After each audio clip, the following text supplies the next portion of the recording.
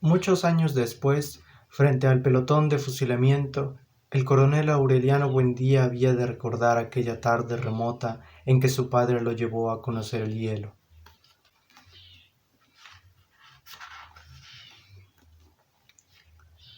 José Arcadio Buendía pagó los 30 reales y los condujo hasta el centro de la carpa, donde había un gigante de torso peludo y cabeza rapada, con un anillo de cobre en la nariz y una pesada cadena de hierro en el tobillo, custodiando un cofre de pirata. Al ser destapado por el gigante, el cofre dejó escapar un aliento glacial. Dentro solo había un enorme bloque transparente, con infinitas agujas internas en las cuales se desplazaba en estrellas de colores la claridad del crepúsculo. Desconcertado, sabiendo que los niños esperaban una explicación inmediata, José Arcadio Buendía se atrevió a murmurar: «Es el diamante más grande del mundo». «No», corrigió el gitano, «es hielo». Hola, sean bienvenidos a un episodio más de Ciencia Neta. Yo soy Rubén Oropesa. En el episodio de esta semana les quiero hablar de Memorias de un primate, escrito por Robert Sapolsky y traducido por Josefina Ruiz. Pero además de hablarles de la que figura ser una de mis novelas favoritas de este año, también les quiero contar por qué Memorias de un primate me recordó a 100 años de soledad de Gabriel García Márquez. Para que esto quede más claro, he decidido hacer una pelea de 3 rounds sin límite de tiempo. Pero antes de comenzar la pelea, les recomiendo que se vayan a hacer unas palomitas y se sienten lejos de la pantalla, porque esto podría ponerse feo. Uno es un científico estadounidense dedicado a la neurobiología y la divulgación de la ciencia.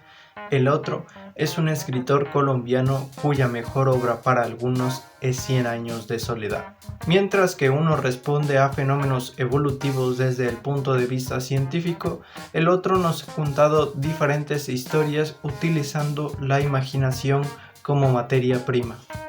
Entonces, ¿por qué la narrativa de Robert Sapolsky me recordó a 100 años de soledad?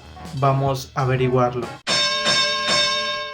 Macondo es el escenario principal donde se desarrolla gran parte de la novela de Gabriel García Márquez. Inicialmente como una aldea, a lo largo de la novela se va transformando hasta convertirse en lo que podríamos llamar una gran ciudad. Además, en Macondo suceden cosas que podríamos tildar de sobrenaturales. Por otra parte, Robert Sapolsky utiliza al África como su escenario principal, un continente del que poco sabemos, y lo poco que sabemos se debe a la enorme cantidad de documentales hechos por National Geographic. Ambos escenarios, Macondo y el continente africano, comparten costumbres extrañas y poco convencionales para el ser humano promedio.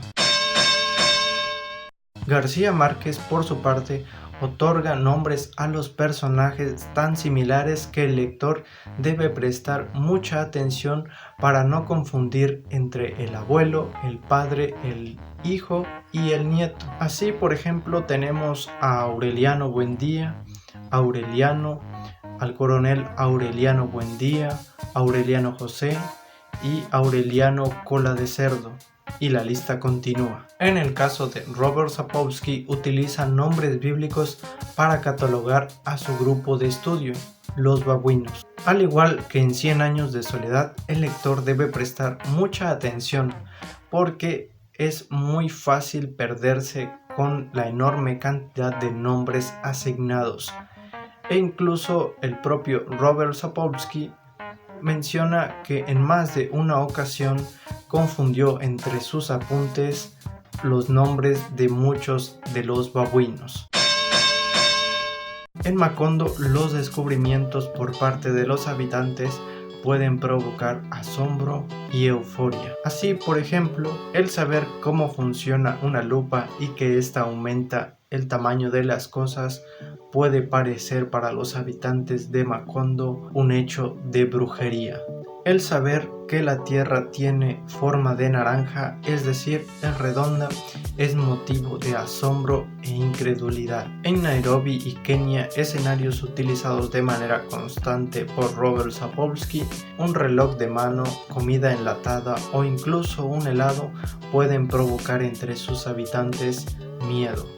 En ambos escenarios se muestra a una sociedad aislada de la urbanidad, de los avances tecnológicos. Los personajes, además de asombrarse, se muestran temerosos ante lo nuevo, ante lo desconocido. Por ejemplo, cuando empecé a enseñar a conducir a Richard, entrábamos en el campamento dando bandazos y sacudidas y, aunque él estaba hecho un lío, se le veía contento y emocionado. Un día salté del vehículo y me fui corriendo al lavabo, y al volver, descubrí que había algo esencial que no le había enseñado a Richard: cómo abrir la puerta de un coche. Estaba dentro, arañando el cristal de la ventana para poder salir. Con Samuel me había pasado lo mismo. Me había olvidado de explicarle algo fundamental, pero no sabía lo que era.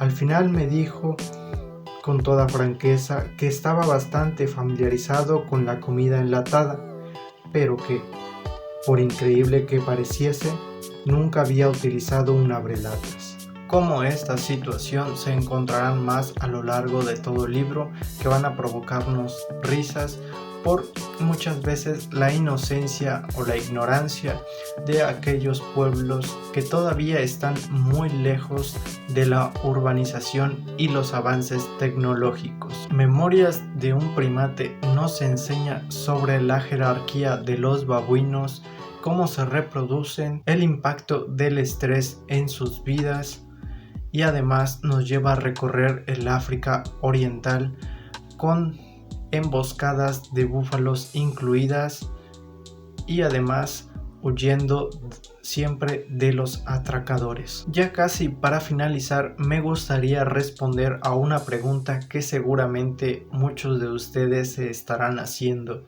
y es si existen similitudes narrativas. Si me gusta García Márquez, ¿me va a gustar Robert Sapolsky?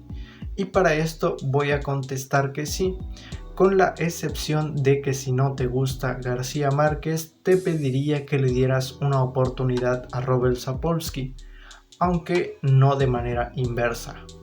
Con esto voy a terminar el episodio de esta semana, no sin antes agradecerles que me hayan regalado de su tiempo al mirar este video.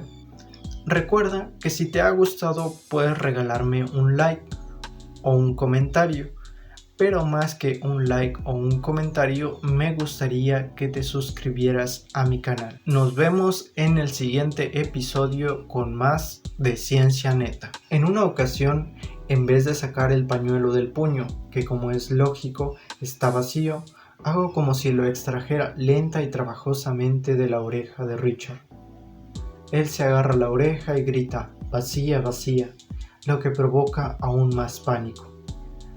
La vez siguiente me entra un tembeleque. Señalo a todos los asistentes hasta que me decido por la chica que se había pasado toda la noche hablándonos con descaro. Se echa a temblar, se encoge de miedo, pero es inútil. Me acerco a ella y, sin parar de gemir y aullar, le saco el pañuelo de la oreja. La chica cae al suelo, agarrándose la cabeza. Los asistentes me ruegan angustiados que lo repita. Por último, le llega el turno al hielo. Hemos traído del campamento un recipiente de poliestireno lleno de hielo seco. Me siento como uno de los enigmáticos personajes de García Márquez o un obseso de Paul Treuze. Hemos traído hielo a la montaña.